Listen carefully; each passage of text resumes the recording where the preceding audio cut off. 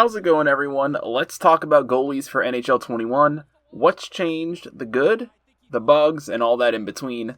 So whether you got the game and are just having some struggles adjusting, or you're going to pick up the game a little bit later around the holidays, let's get everyone up to speed about goalies. First off, I'm sure a lot of you have already noticed, you can get sniped a lot easier in NHL 21 than in previous games. Having your angles down and being centered of the puck is really important, especially when the puck is in the slot.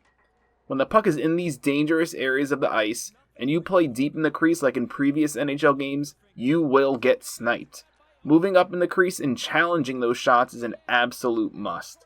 This will probably be the biggest adjustment you will need to make in NHL 21. It took me about a week and a half of getting sniped over and over to get used to it. And I also think this applies to be a pro. When I tested that mode out, most of the goals the computers were scoring against me were snipes from the slot. Now, although it means we will give up more goals, I actually like this. I think it encourages goalies to be a bit more active in the crease at certain times, and it nerfs those goalies that play near the goal line.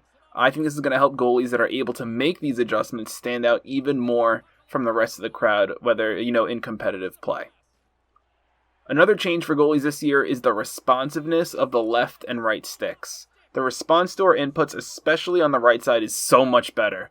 This is really helpful when stopping those tap-in one-timers, at the back post, or, when there's a scramble in front of the net and the puck suddenly kicks to one side. You can react and make those saves more often than previous games. Now, to be clear, I do not use the right stick very often. I still consider it a type of desperation save, but I am using it a little bit more than in previous games. Changing directions to make saves is great, and as I said, the quicker response time also helps with keeping up with skaters one-on-one. Next up is the post lean. When in butterfly near the post, the goalie will lean his body towards the post. This did exist last year, and I think the year before as well, but it just looks a lot cooler, a lot smoother with the animations, and watching your goalie lean from one post to the other, it just looks a lot better. Now keep in mind, when doing a post lean, short side can still be open if you're not close enough, so be aware of where your goalie is in the crease, and when you go to stand back up in this position, make sure your goalie's arms or legs don't get caught in the post. If that happens, just nudge yourself away from the post with the left stick, and he'll get back to normal. A very cool addition to NHL 21. Once again, we get to control the skater, the extra attacker on delayed penalties, or if you want to pull yourself late in the game. We did have this for about a week in an older NHL game, but there was problems with it. But now it's back. Let's get out there and show the skaters what we can really do on the ice and put some pucks in net. And for those who are worried about trolls and drop-ins, especially late in the game, don't worry. I heard you can only do it in the last few minutes of a game and if your team is losing, so don't worry about that. We also have a couple of new controls. First is a speed boost, just like the skaters, by clicking in the left stick. Now, to be honest, I haven't tested it that much at this point, so I'm not going to offer any potential bad advice on this right now. The controls for paddle down have also changed. To go paddle down, you have to hold the butterfly button and then press A on the Xbox or X on PlayStation. I'm not a big fan of paddle down, but I know some people like it, so those are the new controls. So what down on the right stick is now an exaggerated spread eagle save. It really covers a lot of distance, but so far with the limited testing I've done, it's not something I'd recommend compared to a flying poke check or just other moves in general. Now, there are two main issues I'm going to warn you about, but before I do, I want to let you know that we have sent in clips to the developers, and they are aware of it. First is that blocker side saves are a little bit too weak, mainly on wide angle shots. You can be in perfect position, and you just won't get the proper save animation to stop it.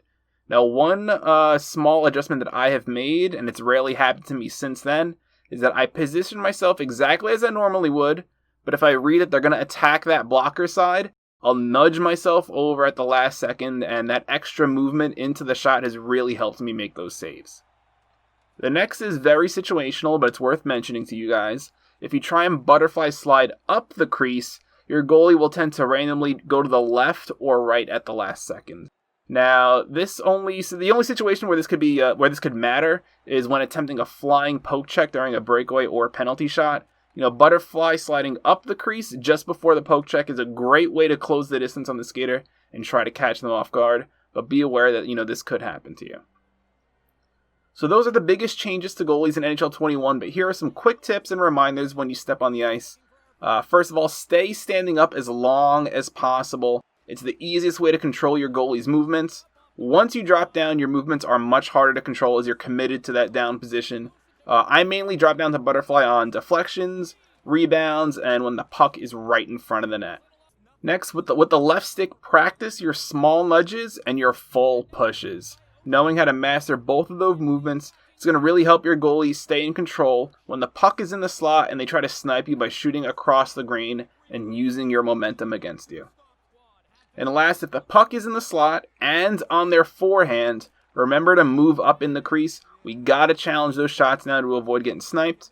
But just because the puck's in the slot doesn't mean you always have to challenge. Remember, if the puck's on their backhand or if their back is facing you, they're not really a threat at that moment, so you don't need to worry about it, and you can stay where you normally like to play in the crease.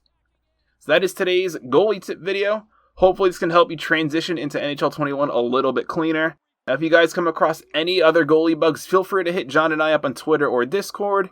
If you want to watch me play or you want to ask me questions live, I stream my club's games on Twitch, so don't forget to follow me there. Thanks for watching, and I'll see you all next time.